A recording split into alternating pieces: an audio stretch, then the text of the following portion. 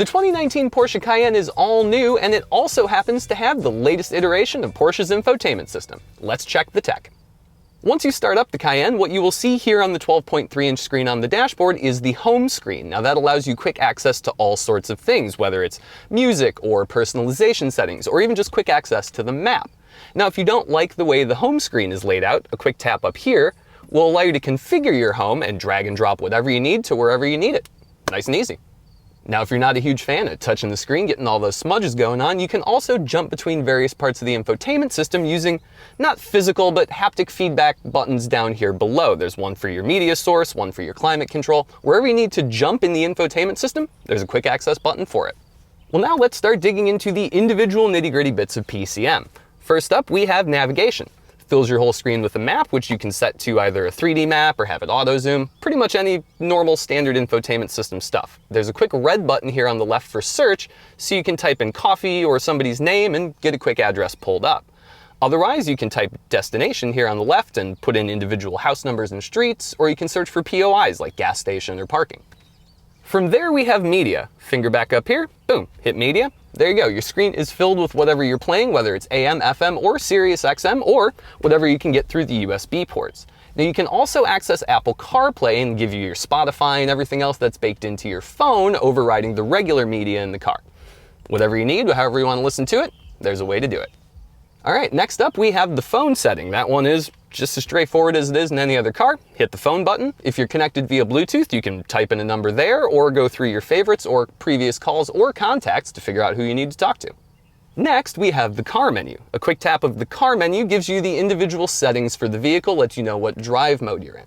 This is also where you configure your individual mode, where you're able to tailor certain parts of the vehicle's settings to more of your preference.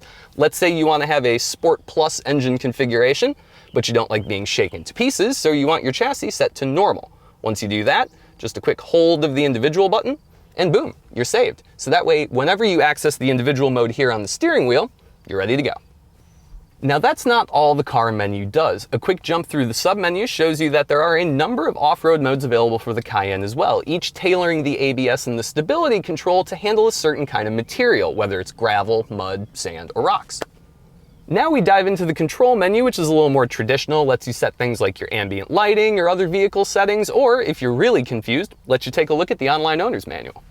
All right, next up is the trip sub-menu, which is, well, pretty much just a trip meter. Lets you know the time, the date, the outside temperature, and the range of your last trip.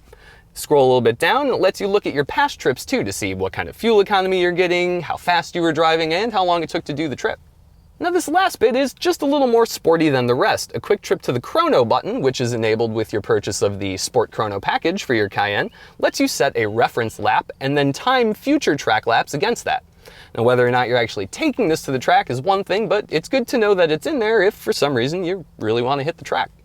Now let's go to the climate menu. There are a number of actual buttons here on the center console that let you set things like your fan speed or the temperature, but if you want to dig a little more into that, a quick tap of the climate button lets you set how your air distribution is, which panels are open or closed, and it lets you synchronize the dual zone climate control between both sides. Next we have the apps menu. Now Porsche Connect isn't fully set up in this press car because, well, as much as I wish, I don't actually own it. So a quick tap to the apps button shows that it has weather and news built into the car. You just can't access them until you finally finish setting up your Porsche Connect. So just imagine a weather map. Next up, we have the Assist menu, which is a kind of a top-down overview of the assist systems active on the Porsche Cayenne. Now, you don't really get a whole lot from the factory. Standard equipment includes parking sensors and a rear view camera, and well, that's about it. So this menu's a little less substantial than it would be otherwise if you were equipped with lane keep assist and adaptive cruise control. But if you want to turn certain things on or off, this is the place to do it. Now, if you're wondering where you're going to be tuning your sound system, fear not. Scroll far enough down on the left side and you will find the sound button, which lets you set your fade, your balance, your tone, and set up whether or not you want to have surround sound on. And then finally, see, told you this was kind of dense, we have the actual settings menu. That lets you go through, well, just about every setting you could possibly figure out, whether it's for your own driver personalization or for the vehicle itself or the assistance systems. It's buried in here somewhere. Don't worry, we're not done yet. We have the gauge cluster. Now, the Cayenne used to have the traditional 911 5-gauge style, but that's been replaced with two screens flanking a single central physical tachometer. On the left side of the screen, you have your speedometer and the outside temperature, and the left scroll wheel on the wheel here lets you go between your trip meter, where you're positioned in reference to your navigation system, and also specific speed limiters that warn you when you're going over a certain speed.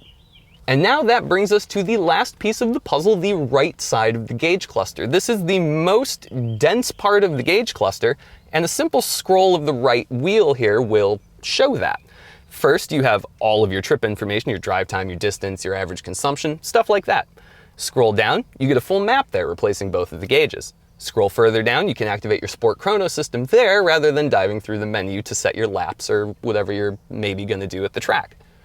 There's also a G-force meter, there's a drive distribution to let you know how the all-wheel drive system is working, and there's also a tire pressure monitor that lets you see all 4 individual tire pressures, which is good because when that light comes on, you're never really quite sure which tire is flat.